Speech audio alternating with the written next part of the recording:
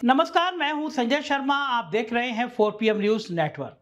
नितिन नवीन ने अपनी नई टीम क्या बनाई, पुराने लोग बिल्कुल बगावत पे आ गए। मुझसे कम से कम 10 से 15 लोगों नेताओं ने कहा कि उम्मीद नहीं थी कि इतनी बकवास टीम बनेगी। जो लोग बहुत बेहतर काम कर रहे थे, जिन लोगों को आगे आना चाहिए था, वो गायब है। लेकिन नवीन की नई भाजपा में पुराने और हारे हुए चेहरों की वापसी हुई है। मैं कह सकता हूं कि पिटे हुए पत्ते वापस आए हैं। आखिर नवीन तरह से काम करने वाले कार्यकर्ता जाए तो कहां। नई राष्ट्रीय टीम बनी, नितिन नवीन, नाम भी नवीन और दावा भी नई भारतीय जनता पार्टी का। पार्टी से भविष्य की टीम बता रही है। 2027 के विधानसभा चुनाव से लेकर 2029 के लोकसभा चुनाव तक की तैयारी करने वाली टीम। प्रधानमंत्री नरेंद्र मोदी इस टीम से मिले तो संदेश दिया गया कि नए विचार, नया नजरिया और मजबूत संगठन चाहिए। लेकिन पूरी सूची को गौर से पढ़िए तो एक दूसरा सवाल भी खड़ा होता है। अगर विचार नया चाहिए, नजरिया नया चाहिए, नौजवान मतदाता से संवाद चाहिए, भविष्य की राजनीति करनी है, तो फिर संगठन के सबसे महत्वपूर्ण पदों पर इतने सारे पिटे हुए चेहरे क्यों लौटाए गए हैं, जिन्हें मतदाता हाल के चुनाव में नकार चुका है, जिनके राजनीति का सबसे चमकदार दौर पीछे छूट गया है, जो लंबे समय से भाजपा की पहली पंक्ति से बाहर थे। ये सवाल किसी नेता के व्यक्तिगत सम्मान का नहीं है। चुनाव हारना अपराध नहीं होता। अटल बिहारी वाजपेयी भी हारे थे। बड़े से बड़े नेता चुनाव हार सकता है। नरेंद्र मोदी की भाजपा ने खुद कितने नेताओं को हार के बाद दोबारा खड़ा किया और वापसी भी की है। लेकिन यह सवाल व्यक्ति का नहीं, पूरी राजनीतिक दिशा का है।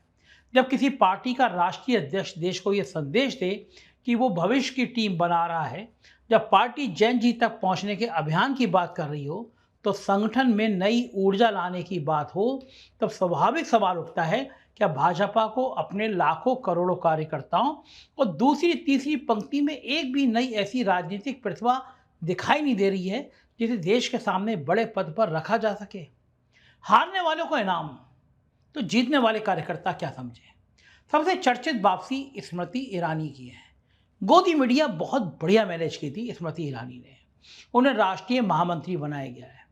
वही स्मृति ईरानी जिन्होंने 2019 में अमेठी में राहुल गांधी को हराकर भाजपा के लिए एक असाधारण राजनीतिक विजय हासिल की थी। उस जीत ने उन्हें भाजपा के सबसे बड़े चेहरों में पहुंचा दिया था।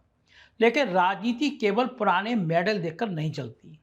2024 के लोकसभा चुनाव में अमेठी के मतदाताओं ने उन्हें कांग्रेस के किशोरी लाल शर्मा के हाथों लगभग 2.25 लाख वोटों से हरा दिया। स्मृति ईरानी खुद किशोरी लाल शर्मा के लिए आपत्तिजनक ट्वीट करती थी, राहुल गांधी का नौकर बताती थी, लेकिन उन्हीं किशोरी लाल शर्मा ने स्मृति ईरानी का बोरिया बिस्तर गोल कर दिया। उसके बाद वो मोदी सरकार से बाहर रहीं और काफी समय तक भाजपा के केंद्रीय संगठन की पहली पंक्ति से भी दूर रहीं। अब उन्हें उत्तर प्रदेश विधानसभा चुनाव से ठीक पहले भाजपा की राष्ट्रीय महामंत्री बनाकर वापस किया गया। सवाल यह नहीं है कि स्मृति ईरानी को पद क्यों मिला। सवाल यह है कि भाजपा के हजारों युवा नेताओं में ऐसा कौन सा काल पड़ गया कि राष्ट्रीय महामंत्री जैसे शक्तिशाली पद के लिए फिर उसी चेहरे पर लौटना पड़ा जिसे कुछ समय पहले मतदाताओं ने साफ तौर पर खारिज किया था। स्मृति ईरानी अकेली नहीं है। हरीश द्विवेदी भी राष्ट्रीय महामंत्री बनाए गए हैं। बस्ती से 2 बार सांसद रहे द्विवेदी 2024 का लोकसभा चुनाव समाजवादी पार्टी के राम प्रसाद चौधरी से हार गए थे। अब लोकसभा की हार के बाद उन्हें सीधे भाजपा के राष्ट्रीय संगठन के सबसे महत्वपूर्ण पदों में से एक पर बिठा दिया गया। रेखा वर्मा को राष्ट्रीय उपाध्यक्ष बनाए रखा गया। वो भी 2024 में दोहरा लोकसभा चुनाव हार गई थी। इसके बावजूद राष्ट्रीय उपाध्यक्ष का पद कायम है। भाजपा सूत्रों के हवाले से बताया गया कि उनके जरिए कुर्मी सामाजिक समीकरण साधने की कोशिश है, क्योंकि कुर्मी का बड़ा वोट बैंक समाजवादी पार्टी ले जा चुकी है। महाराष्ट्र की भारती प्रवीण पवार को राष्ट्रीय उपाध्यक्ष बनाया गया। 2019 में वो दिंडोरी से जीती थी, केंद्र में मंत्री भी बनी, लेकिन 2024 में करीब 1.13 लाख वोट से चुनाव हार गई। अब उन्हें हार के बाद राष्ट्रीय उपाध्यक्ष बनाकर संगठन में बड़ा स्थान दे दिया गया। राजस्थान के सतीश पूनिया को राष्ट्रीय महामंत्री बनाया गया। वे भाजपा राजस्थान के अध्यक्ष रह चुके हैं, लेकिन 2023 के विधानसभा चुनाव में आमेर से अपनी सीट नहीं बचा सके। भाजपा ने राजस्थान में सरकार बना ली, लेकिन उस चुनाव में खुद उसके तत्कालीन बड़े संगठन के चेहरे सतीश पूनिया चुनाव हार गए। अब वही सतीश पूनिया राष्ट्रीय महामंत्री हैं। या फिर स्पष्ट कर देना चाहिए कि हार किसी की क्षमता का अंतिम प्रमाण नहीं है, लेकिन अगर एक के बाद एक पराजित चेहरे को बड़े बड़े संगठन में पद मिलते रहे तो भाजपा का वो कार्यकर्ता क्या संदेश लेगा जो वर्षों से बूथ पर काम कर रहा है, सोच रहा है कि कभी उसकी राजनीतिक प्रतिभा भी पहचानी जाएगी। भाजपा में चुनावी हार अब योग्यता है क्या? भारतीय राजनीति की एक विचित्र परंपरा रही है। जनता नेता को पद से हटाती है, पार्टी उसे पीछे के दरवाजे से दूसरा पद दे देती है। जनता कहती है आप सांसद नहीं रहेंगे, पार्टी कहती है कोई बात नहीं, राष्ट्रीय महामंत्री बन जाइए। जनता कहती है आपको विधानसभा नहीं भेजेंगे, पार्टी कहती है कोई समस्या नहीं, राष्ट्रीय संगठन संभालिए। जनता कहती है हमारा प्रतिनिधित्व कोई दूसरा करेगा, पार्टी कहती है लेकिन देश भर के कार्यकर्ताओं का नेतृत्व आप ही करेंगे। लोकतंत्र के लिहाज से ये विरोधाभास विचार करने योग्य है, क्योंकि चुनाव परिणाम केवल सीट का परिणाम नहीं होता, वो जनता की राजनीतिक प्रतिक्रिया भी होता है। अगर कोई बड़ा नेता चुनाव हारता है तो पार्टी को यह जरूर जांचना चाहिए कि वो क्यों हारा, जनता उससे नाराज क्यों हुई। संगठन की कमी थी, उम्मीदवार की समस्या थी, कि स्थानीय समीकरण थे या नेतृत्व से दूरी थी। लेकिन हमारे यहाँ उल्टा होता दिखाई देता है। हार के बाद आत्ममंथन कम और पुनर्वास जल्दी हो जाता है, और यही भाजपा की नई टीम का सबसे बड़ा सवाल है। नितिन नवीन युवा हैं, मगर कमान किसी पुराने राजनीतिक ढांचे के हाथ में है। नितिन नवीन को भाजपा की नई पीढ़ी का प्रतीक बनाकर प्रस्तुत किया गया। 46 साल के अध्यक्ष के रूप में उनकी नियुक्ति को पीढ़ीगत बदलाव की तरह पेश किया गया, लेकिन टीम के सबसे शक्तिशाली परत पर नजर डालिए। राष्ट्रीय उपाध्यक्ष, राष्ट्रीय महामंत्री, संगठन महामंत्री वाला हिस्सा वो है जहां वास्तविक राजनीतिक वजन है। उपलब्ध आयु संबंधी विश्लेषण के अनुसार इस शीर्ष स्तर पर बड़ी संख्या 60 साल के आसपास या उससे ऊपर के नेताओं की है। राष्ट्रीय महामंत्रियों और उपाध्यक्षों की शीर्ष परत में 40 साल से कम उम्र का कोई चेहरा नहीं बताया गया है। तो फिर सवाल है, अध्यक्ष युवा होने भर से क्या संगठन युवा हो जाता है? कार का बोनट नया लगा देने से क्या इंजन नया हो जाता है? भाजपा के पास आज देश का शायद सबसे बड़ा राजनीतिक कैडर है। विद्यार्थी परिषद से निकलने वाले हजारों युवा हैं। युवा मोर्चा है, जिला पंचायत, नगर निगम, विधानसभा संगठन में 20-20 साल काम कर चुके लोग हैं। ऐसे विधायक हैं जिन्हें जैन जी बहुत पसंद करता है, जिन्होंने अपनी एक पहचान बनाई है, पहली बार जीत के आए हैं लेकिन एक इतिहास बना दिया है। डिजिटल राजनीति समझने वाली पूरी पीढ़ी है। गांव में बूथ संभालने से लेकर सोशल मीडिया पर विचारधारा की लड़ाई लड़ने वाले कार्यकर्ता हैं। फिर जब राष्ट्रीय स्तर पर वास्तविक शक्ति बांटने का समय आया तो वही स्थापित नाम क्यों? 51 नए पदाधिकारी हैं, फिर शिकायत क्या है? यहाँ एक तथ्य भाजपा के पक्ष में भी रखा जाना जरूरी है। 65 सदस्यीय राष्ट्रीय टीम में 51 पदाधिकारी नए बताए गए हैं। यानी ये कहना सही नहीं होगा कि पूरी टीम पुराने लोगों से भर दी गई है। 6 पदाधिकारी 40 साल से कम और 15 लोग 40 से 49 साल के बताए गए हैं। महिलाओं, आदिवासी समाज, पूर्वोत्तर और अलग अलग क्षेत्रों को भी प्रतिनिधित्व देने की बात की गई है। लेकिन यही भाजपा का असली खेल समझ में आ जाता है। नए चेहरे कहाँ हैं और एक्चुअल में शक्ति कहाँ है? नीचे की कतार में नए नाम भर देने से और ऊपर की कमान पुराने राजनीतिक लोगों के हाथ में रखने के बीच में फर्क होता है। राष्ट्रीय सचिव बना देना और राष्ट्रीय महामंत्री बनाना समान राजनीतिक शक्ति नहीं देता। युवा चेहरों की सूची में स्थान देना और फैसले लेने वाली मेज पर बैठाना दो अलग अलग चीजें हैं। सवाल यही है कि भाजपा ने भविष्य की राजनीतिक नेतृत्व श्रृंखला तैयारी की या फिर केवल पुराने शीर्ष नेतृत्व के नीचे नई सजावट कर डाली।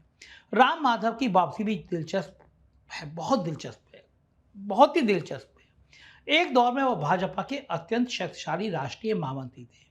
पूर्वोत्तर से लेकर जम्मू कश्मीर तक की भाजपा की रणनीति में बड़ी भूमिका निभाते थे। फिर 2020 में जेपी नड्डा की टीम से बाहर हो गए।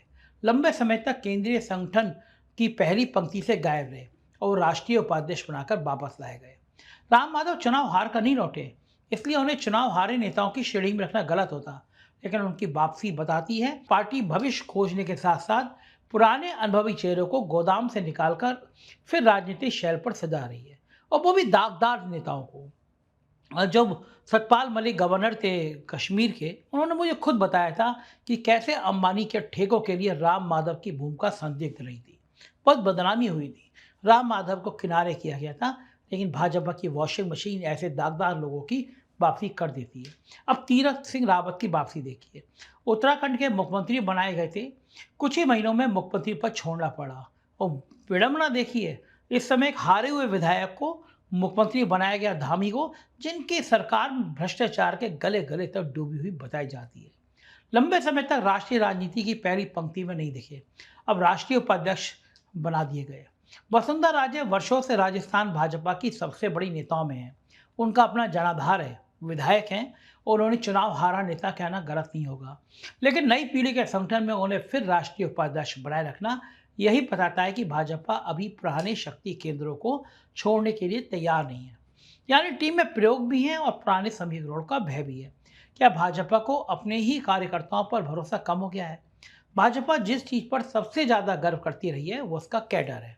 कांग्रेस पर भाजपा वर्षों तक आरोप लगाती रही है कि वहां परिवार के बाहर किसी कार्यकर्ता के लिए ऊपर पहुंचना मुश्किल है। भाजपा कहती थी कि हमारे यहाँ चाय बेचने वाला प्रधानमंत्री हो सकता है, साधारण कार्यकर्ता राष्ट्रीय अध्यक्ष बन सकता है। यह भाजपा की राजनीतिक ताकत रही भी है। मगर अब उसी भाजपा के कार्यकर्ताओं को अगर ये दिखने लगे कि चुनाव जीतकर बूथ मजबूत करके 20 साल संगठन में पसीना बहाकर भी राष्ट्रीय स्तर पर जगह पाने का रास्ता छोटा है और राष्ट्रीय पहचान वाले पुराने नेताओं के लिए हारने के बावजूद बड़े पद सुरक्षित हैं, तो उसकी मनस्थिति क्या होगी? कार्यकर्ता सम्मान से काम करता है, वो सिर्फ पोस्टर लगाने वाला मजदूर नहीं होता। उसे भी राजनीतिक आकांक्षा होती है। उसे भी लगता है कि पार्टी उसकी मेहनत देख रही है। अगर ऊपर की कुर्सियां घूम फिरकर एक सीमित राजनीतिक वर्ग के बीच बांटी जाएगी तो कार्यकर्ता के भीतर निराशा पैदा होना स्वाभाविक है। भाजपा को जाति समीकरण चाहिए या प्रतिभा? नई टीम को देखें तो एक और बात साफ दिखाई देती है। हर नियुक्ति के पीछे कोई ना कोई सामाजिक गणित बताया जा रहा है, जाति का गणित बताया जा रहा है भी सही। चुनाव जाति पर आधारित हो गए हैं तो बीजेपी क्यों पीछे रहे? कहीं ब्राह्मण, कहीं कुर्मी, कहीं दलित, कहीं आदिवासी, कहीं महिला, कहीं मुस्लिम प्रतिनिधित्व, कहीं पूर्वोत्तर राजनीतिक दल, सामाजिक प्रतिनिधित्व दिखती हैं इसमें कोई असामान्य बात नहीं। भारत जैसे देश में विविधता का प्रतिनिधित्व होना जरूरी भी है, लेकिन समस्या तब होती है जब सामाजिक पहचान योग्यता पर हावी दिखाई देने लगती है। रेखा वर्मा के बारे में यह आम बात है कि वो कुर्मी मतदाताओं के बीच संतुलन बनाए रखने के लिए उनको रखा गया। हरीश द्विवेदी के चेयर में उत्तर प्रदेश में ब्राह्मण समीकरण सेट किए गए। स्मृति ईरानी को महिला चेला, आक्रामक वक्ता और अमेठी की पुरानी विजय के प्रतीक के तौर पर देखा जा रहा है। ये बात अलग है कि स्मृति ईरानी को अब अमेठी के लोग ही पसंद नहीं करते, लेकिन राजनीतिक दल चुनाव जीता किससे है? केवल जातियों के नाम जोड़ देने से, या ऐसे नेताओं से जो जमीन पर मतदाताओं का भरोसा हासिल कर सके। अगर जाति समीकरण ही सब कुछ होता तो चुनाव में ये नेता हारते क्यों? 2024 में भाजपा को जो संदेश दिया क्या वह सुना गया? 2024 का लोकसभा चुनाव भाजपा के लिए बड़ा राजनीतिक संकेत था। पार्टी 2019 की 303 सीटों से घटकर 240 पर आ गई थी।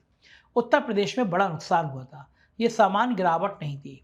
ये जनता की तरफ से एक संदेश था कि संगठन, उम्मीदवार और स्थानीय राजनीति के स्तर पर कहीं ना कहीं गंभीर असंतोष है।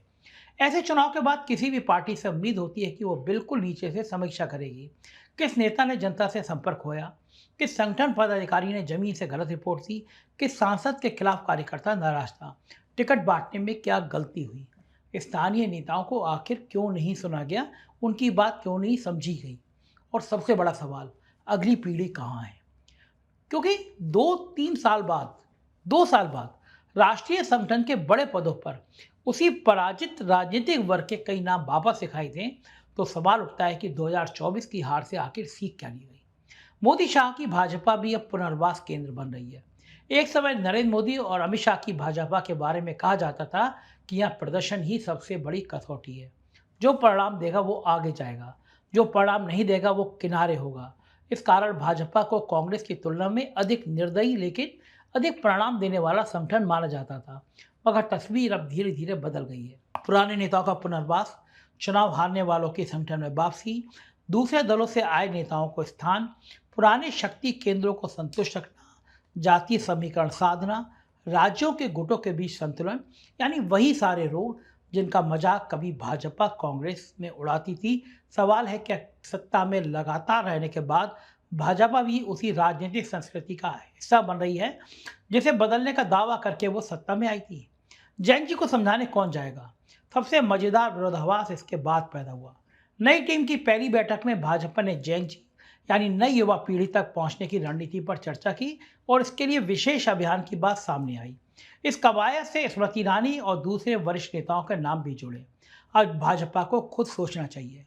नई पीढ़ी सिर्फ उम्र से युवा नहीं है, उसका राजनीतिक सोचने का तरीका अलग है। वो नौकरी पूछती है, वो परीक्षा का पेपर लीक पूछती है, वो इंटरनेट पर 5 मिनट में नेता का पुराना पूरा पूरा रिकॉर्ड खोज लेती है। वो पद मिलने पर तालियां बजाने से पहले पूछती है कि आपकी उपलब्धि क्या है। ऐसी पीढ़ी से संवाद करने के लिए केवल राजनीतिक भाषण नहीं, विश्वसनीयता चाहिए। अगर जैन जी से आप कहेंगे कि भाजपा में नई पीढ़ी का भविष्य है, तो वो तुरंत पूछ सकती है कि फिर पार्टी की सबसे शक्तिशाली कुर्सियों पर नई पीढ़ी कहाँ है। इस प्रश्न का उत्तर पोस्टर से नहीं मिलेगा। कार्यकर्ता की सबसे बड़ी त्रासदी राजनीतिक दलों में सबसे उपेक्षित व्यक्ति अक्सर कार्यकर्ता ही होता है। नेता चुनाव हार जाए तो उसे राज्यसभा भेज दिया जाता है, वहाँ जगह ना मिले तो संगठन है, संगठन में पद ना मिले तो आयोग है, कुछ ना मिले तो पार्टी का प्रभारी पद है। लेकिन बूथ का कार्यकर्ता चुनाव हरवा दे तो सबसे पहले उसी की समीक्षा होती है। अब तो नितिन नवीन खुद अपने बूथ से भी हार गए। उनसे पूछा जाता है वोट क्यों कम पड़े, पन्ना प्रमुख से पूछा जाता है घर घर क्यों नहीं गए, मंडल अध्यक्ष से पूछा जाता है संगठन कमजोर कैसे हो गया। मगर टिकट तय करने वाले, उम्मीदवार चुनने वाले और बड़े पदों पर बैठने वाले लोगों की जवाबदेही कितनी होती है, यही सवाल भाजपा के समान कार्यकर्ता के मन में भी जरूर आता होगा। क्योंकि वो देख रहा है कि जिस नेता को जनता ने वोट देकर घर भेज दिया, वही कुछ समय बाद राष्ट्रीय मंच पर उसका बॉस बनकर वापस आ गया। अनुभव जरूरी है, लेकिन अनुभव ही सब कुछ नहीं है। भाजपा इस टीम के पक्ष में सबसे मजबूत तर्क दे सकती है, और वो ये कि चुनाव जीतना और संगठन चलाना अलग अलग कौशल है। ये तर्क पूरी तरह गलत भी नहीं है। सुनील बंसल जैसे नेता चुनावी उम्मीदवार नहीं बल्कि संगठन के एक्सपर्ट माने जाते हैं। विनोद तावड़े भली पैसे बांटते मिले दिखाई देते हों, महाराष्ट्र में भली यूपी के संग खराब व्यवहार होता हो, लेकिन उनका संगठन का अनुभव अलग है। राम माधव की तो कहानी अलग ही है। स्मृति ईरानी और सतीश पूनिया काम करते रहे हैं। मैं ये नहीं कह रहा कि अनुभव को कूड़ेदान में फेंक दीजिए, लेकिन अनुभव और जड़ता के बीच बहुत महीन अंतर होता है। अनुभव तभी उपयोगी है जब उसके साथ नई प्रतिभा को वास्तविक अधिकार दिया जाए। अगर हर बड़ी कुर्सी अनुभव के नाम पर पुराने लोगों के लिए आरक्षित रहेगी, तो नई पीढ़ी अनुभव हासिल कैसे करेगी, उसे कप्तानी कब मिलेगी। अगर खिलाड़ी को हमेशा नेट प्रैक्टिस ही कराते रहेंगे और मैदान में वही पुराने खिलाड़ी उतरते रहेंगे, तो नई टीम कभी बनेगी नहीं। नितिन नवीन की असली परीक्षा यही है। उनका नाम इतिहास में केवल इसलिए नहीं लिखा जाएगा कि वो कम उम्र में भाजपा अध्यक्ष बन गए। उनकी सफलता इस बात से तय होगी, क्या उन्होंने भाजपा की अगली पीढ़ी तैयार की, क्या उन्होंने ऐसे 10-20 नेता देश को दिए जिन्हें आज कोई नहीं जानता लेकिन 5 साल बाद पूरा भारत जानता हो, क्या उन्हें संगठन के मेहनती कार्यकर्ताओं के लिए ऊपर जाने का रास्ता खोला, क्या उन्होंने चमकदार नामों के बजाय जमीन पर परिणाम देने वाले लोगों को अवसर दिया, या फिर उनका कार्यकाल भी पुराने नेताओं के बीच पदों का संतुलन बनाने में निकल जाएगा। राष्ट्रीय अध्यक्ष का काम केवल सूची पर हस्ताक्षर करना नहीं होता। राष्ट्रीय अध्यक्ष का सबसे बड़ा काम भविष्य खोजना होता है। पार्टी बड़ी हो गई तो क्या दरवाजे छोटे हो गए? भाजपा दुनिया की सबसे बड़ी राजनीतिक पार्टी होने का दावा करती है। उसके करोड़ों सदस्य हैं, लाखों सक्रिय कार्यकर्ता हैं, देश के लगभग हर बूथ तक उसका संगठन है। तो इतनी विशाल प्रतिभा की खान में राष्ट्रीय नेतृत्व के लिए नए चेहरे ढूंढना मुश्किल कैसे हो गया? यही सबसे परेशान करने वाला सवाल है। पार्टी जितनी बड़ी होती चली गई, क्या ऊपर पहुंचने के रास्ते उतने ही संकरे होते चले गए? क्या भाजपा में भी अब वही वीआईपी राजनीतिक क्लब बन रहा है, जहां एक बार प्रवेश मिल गया तो चुनाव हारिए, पद खोइए, 5 साल गायब रहिए, किसी दिन दूसरी कुर्सी मिल जाएगी, और जो क्लब के बाहर है वो सालों तक दरवाजा खटखटाता रहे? अगर ऐसा है तो ये भाजपा के लिए विपक्ष से कहीं बड़ी चुनौती है, क्योंकि राजनीतिक दल विपक्ष में बाद में चुनाव हारता है, पहले अपने कार्यकर्ता की उम्मीद हारता है। सवाल नितिन नवीन से है, इसलिए नितिन नवीन से सीधे कुछ सवाल पूछे जाने चाहिए। आपकी टीम नई है तो शीर्ष नेतृत्व में नई पीढ़ी कितनी है? हाल के चुनाव हार चुके इतने नेताओं को बड़े पद देने का पैमाना क्या था? क्या उनकी हार की समीक्षा हुई? अगर हुई तो उनमें ऐसी कौन सी संगठन की उपलब्धि मिली कि हार के बाद पदोन्नति जरूरी समझी गई? भाजपा के उन नेताओं का क्या जो चुनाव जीते, संगठन मजबूत किया, वर्षों काम किया, लेकिन राष्ट्रीय टीम के शक्तिशाली पदों तक नहीं पहुंच पाए? और सबसे बड़ा सवाल, अगर चुनाव हारने और जीतने से नेतृत्व चयन पर कोई असर ही नहीं पड़ना, तो फिर पार्टी में राजनीतिक जवाबदेही का अर्थ क्या है? नवीन नाम से नहीं, फैसलों से साबित होगा। नितिन नवीन के पास अभी समय है, बहुत सारा समय है। इस टीम को केवल नामों से नहीं, उसके नतीजों से जांचा जाएगा। उत्तर प्रदेश का चुनाव सामने है, पंजाब की चुनौती सामने है, और आगे सबसे बड़ा चुनाव 2029 है। अगर यही टीम भाजपा को नया सामाजिक विस्तार देती है, युवाओं को जोड़ती है, कार्यकर्ताओं को उत्साहित करती है और चुनावी सफलता दिलाती है, तो नितिन नवीन का फैसला सही साबित होगा। लेकिन अगर पुराने चेहरे पुरानी राजनीति ही दोहराते रहे, कार्यकर्ता निराश हुआ और युवा मतदाता दूर गया, तो ये सवाल और जोर शोर से पूछा जाएगा कि भाजपा ने बदलाव के अवसर पर पुराने पत्ते क्यों फेर दिए। राजनीति में अनुभवी खिलाड़ी जरूरी होते हैं, मगर हर मैच पुराने खिलाड़ियों से नहीं जीता जाता। कभी नई प्रतिभाओं को भी मैदान देना पड़ता है। जो पार्टी ये जोखिम नहीं उठाती, वो धीरे धीरे इतिहास में ही बंद रह जाती है। भाजपा को तय करना है कि वो भविष्य की पार्टी बनना चाहती है या अपने अतीत के सफल और असफल चेहरों का राजनीतिक पुनर्वास करे। क्योंकि सबसे खतरनाक बात किसी नेता का चुनाव हारना नहीं है, सबसे खतरनाक बात यह है कि पार्टी के भीतर मेहनत करने वाले हजारों लोग ये मान लें कि जीतने हारने, अच्छा काम करने या बुरा काम करने से कोई फर्क नहीं पड़ता, ऊपर वही जाएगा जिसका नाम पहले से बड़ा है। जिस दिन कार्यकर्ता के मन में ये भावना घर कर गई, उसी दिन किसी भी विशाल संगठन की ताकत भीतर से खोखली होने लगती है। नितिन नवीन की असली परीक्षा 2027 या 2029 में नहीं होगी, उनकी पहली परीक्षा आज है। उन्हें साबित करना होगा भाजपा में वास्तव में नवीन के लिए जगह है, सिर्फ अध्यक्ष के नाम में नहीं, नेतृत्व की पूरी सोच में। देखना होगा ये हो पाएगा या नहीं हो पाएगा। फिलहाल तो नई बोतल में पुरानी शराब है। आप क्या सोचते हैं, मुझे ज़रूर बताइएगा। चैनल को सब्सक्राइब करना और नीचे ज्वाइन बटन दबाना ना भूलें। शुक्रिया, थैंक यू।